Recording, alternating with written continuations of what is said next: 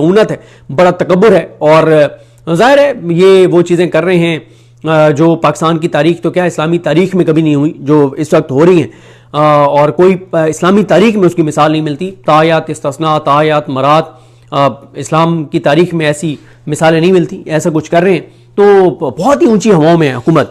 لیکن میں آپ کو یہ ضرور بتا سکتا ہوں کہ اس حکومت کو عرش سے فرش پر لانے کے لیے تحریک انصاف نے تیاریاں شروع کر دی ہیں, تحریک تحفظ امن پاکستان نے تیاریاں شروع کر دی ہیں.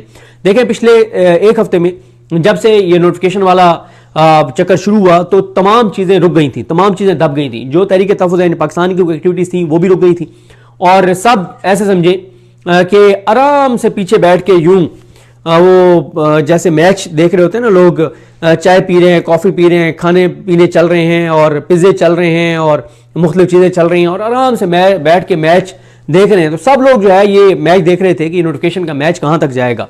تو اور اس دوران نوٹیفیکیشن کی خبر کے علاوہ کوئی خبر چل بھی نہیں رہی تھی. یہ این ایف سی والا سہیل آفریدی صاحب کا بڑا امپورٹنٹ موو تھا, کے پی میں جو چیزیں کر رہے تھے وہ بڑی امپورٹنٹ تھی, وہ نہیں ذکر ہو رہا تھا. تحریک تحفظ پاکستان کی ایکٹیویٹیز کہیں ڈسکس نہیں ہو رہی تھی. لیکن میں نے اس کے بعد جب یہ پریس کانفرنس ہوئی اور نوٹیفیکیشن ہوا تو میں نے رابطے شروع